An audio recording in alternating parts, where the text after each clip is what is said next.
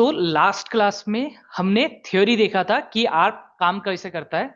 And आज की class में हम क्या करने वाले हैं, हम प्रैक्टिकल देखने वाले हैं कि पेइंग एक्चुअल में होता कैसे है और उसके पीछे एक्चुअल में मैंने जो थ्योरी में डिस्कस किया था वो हो भी रहा है या नहीं हो रहा है। ठीक है, तो उसके लिए लेट्स डू वन थिंग।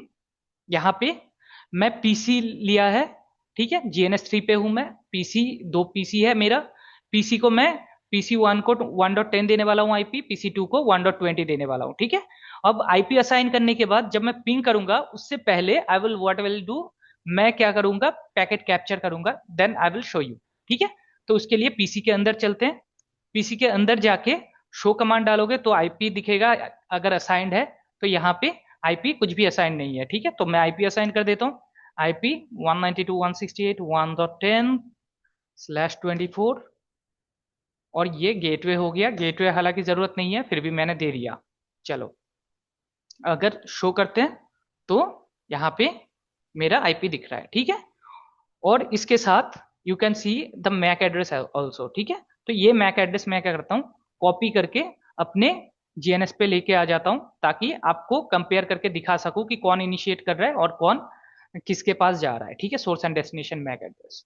तो अब मैं आई इस पे भी कोई आईपी नहीं होगा, आप चेक कर सकते हो। आईपी 192.168.1.20/24 एंड मेरा 192.168.1.1 गेटवे।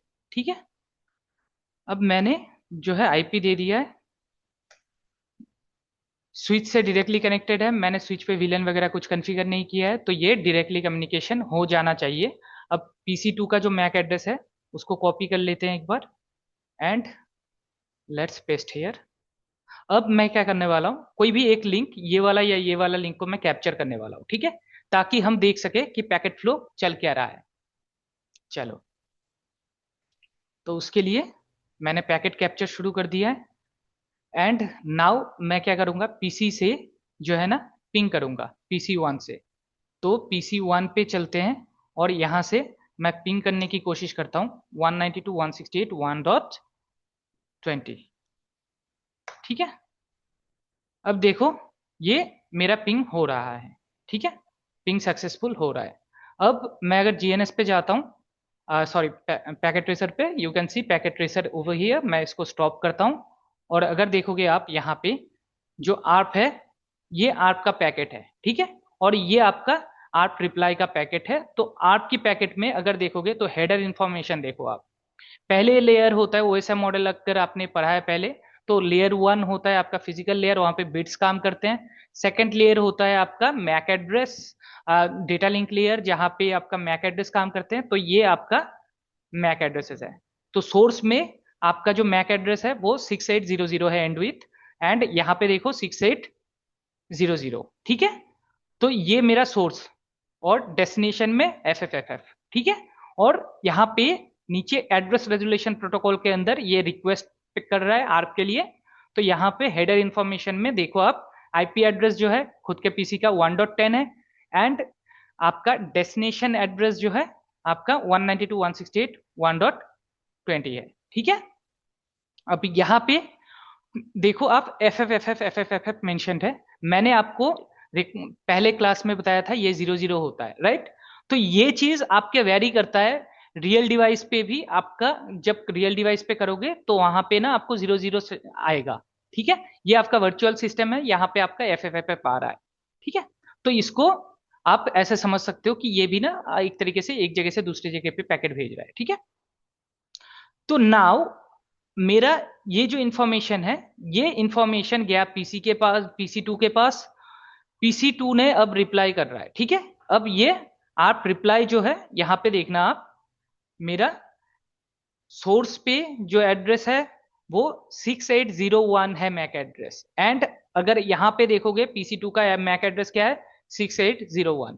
ठीक है, और यहाँ पे डेस्टिनेशन जो है 6800 के लिए रिक्वेस्ट है 6800। ठीक है, तो PC2 से यहाँ पे आ रहा है।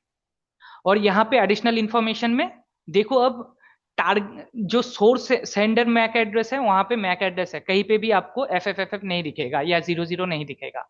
द रीजन बिंग अभी जो है यूनिकास्ट पैकेट कर रहा है, ठीक है।